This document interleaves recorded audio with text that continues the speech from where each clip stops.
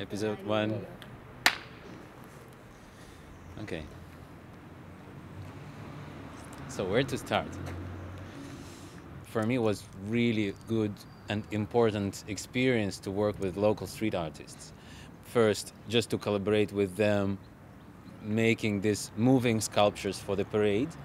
And then we realized that there is a wall here in Santa Rosa, which we can use for the common action. And they brought me here and invited me to work with them all together to make my things, which I was really eager to do in this region, in Lecce, in Santa Rosa.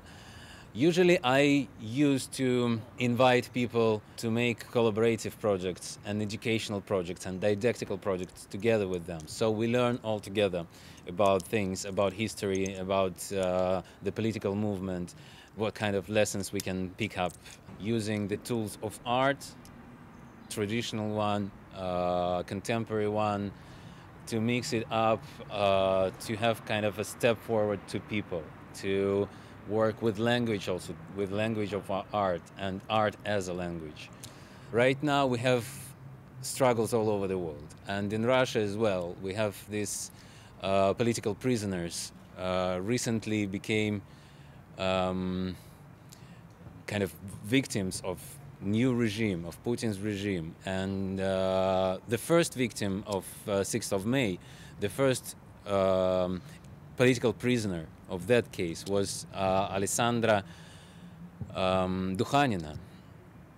And that's why actually I used her image and combined it with the image of Gramsci. These historical figures and the contemporary ones, the abstract ones and the concrete ones, I am putting there on my murals, on my graphics, to say that this struggle continues.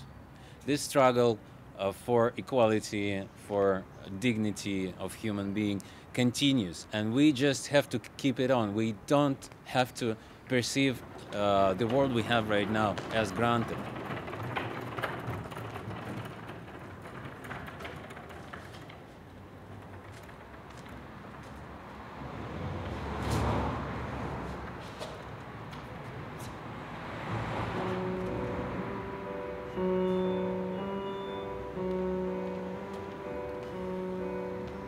Рабочие, хочу, чтобы услыхали вы эту песню полную печали. That's also a very important issue for me, that mural and this whole work during this Campagna Urbana was made during the days of solidarity campaign with the political prisoners in Russia. And for me it was kind of the natural thing to do during that moment. В нас пробуждает ради изможденных трудом и болью. Ты прожил с надеждой, с любовью. Весной своей горя и расцветая. Still it is important to continue making this combination, which sounds sometimes ridiculous and impossible, because artistic field is artistic field. Art has its own system, its own powers, its own language, and the field of street activism has the other language and approach from completely other side, and they rarely colliding. They rarely collide, but sometimes they do, and I am trying to make this collide possible. Тот темно звал к борьбе упорно, всех живущих вяло, покорно. Твой подвиг растревожил власть имущих,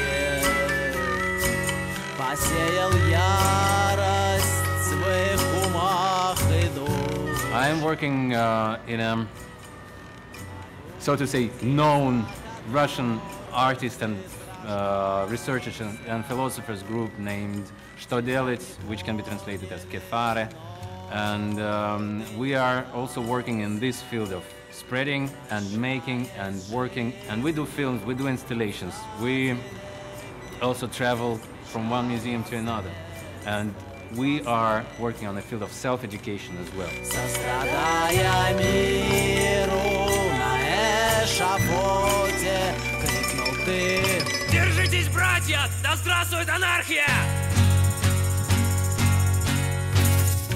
Directors, artists, cultural workers who shared these radical political attitudes and who tried to imply it in their own artistic works. Pasolini is the figure who had this kind of attempt. He was radical communist, criticizing a communist party of Italy, but he was communist himself, like radical one. And also he was gay, and also he was genius director, genius poet. And on each and every level, he was trying to use the language of each and every matter to put his political vision and to put his way of observing life as such, to bring this matter on another level of public's perception. And this is kind of small points of attraction, or which I would try to just to put out, just to try to speak about the culture as a tool. Not only, but still a tool to provide a knowledge to ourselves, to the people, to liberate ourselves, and for people to have this tool to liberate themselves. Right?